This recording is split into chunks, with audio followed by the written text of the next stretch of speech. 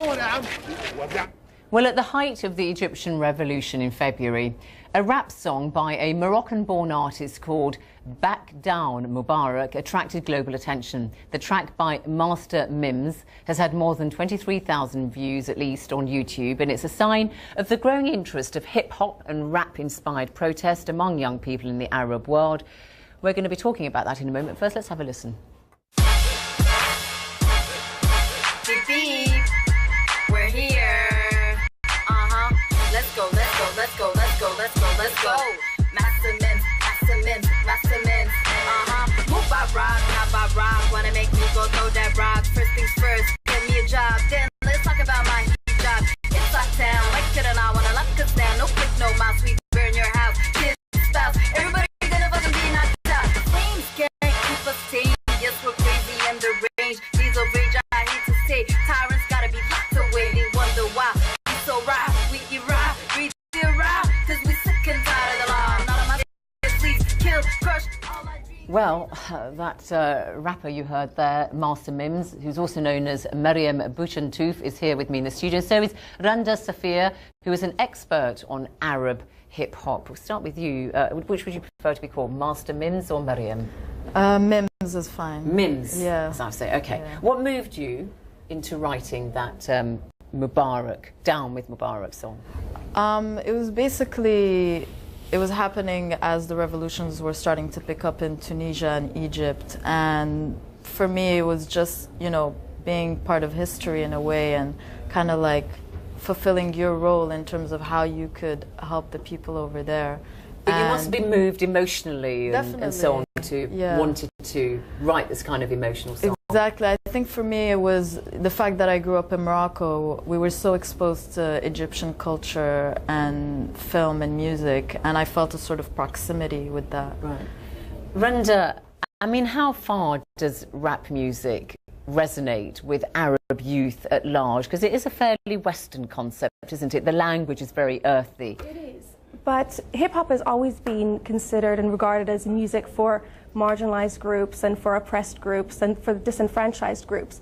So it's not a surprise nor a coincidence that Arab youth have so forcefully adopted it as a means of expression. But in English or in Arabic or in French in North Africa, perhaps, or a mixture? North African hip-hop artists rap often in French, English and Arabic.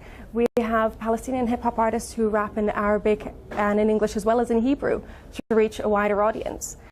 And it has sort of become the soundtrack for the pro-democracy movements that we've seen of the Arab Spring historically in the Intifada uprisings in Palestine. Right. And Mimz, do you find that you can unite in your rap music both your conservative Muslim Moroccan upbringing and your Western aspirations? You studied at London University, you work as a management consultant in the City of London. Do you find that it's a successful fusion for you? Yeah, I think that you've touched upon it really well, and that's the essence of hip-hop, is that it brings together so many different cultures and so many different groups, and that's basically what I've been trying to achieve with my music, is, as you said, sort of give people an insight into what it was like growing up in Morocco, but at the same time make it accessible to people all over the world.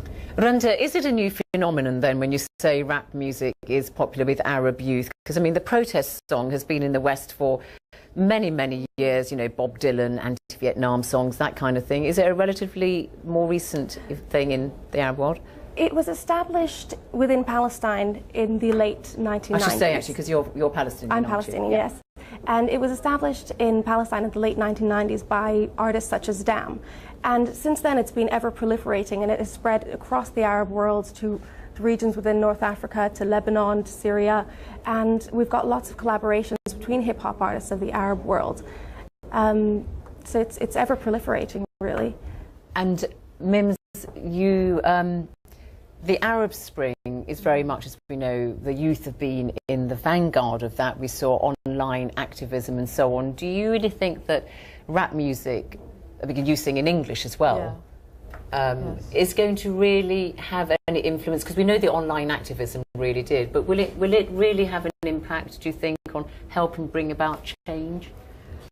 Music, because the online activism, we know about that and so on, but do you think it does? It does, because and it's a voice for everybody who's, you know, coming up from that region. So even if you're able to have access to, you know, 5,000 people, 10,000 people who listen to a track, I think that you've already fulfilled your role. And it's not even necessarily about access to an audience. It's just about the more people are able to just express themselves coming from that region, then the more likely, you know, mentalities will change. And briefly, Randa, do you think that it's the kind of protest that can be made and it can sort of be below the radar, that the authorities and censorship might perhaps just not quite understand what it's all about? Well, within Palestine, and I'm sure in other cases, it has received, it has been controversial and has received certain restrictions.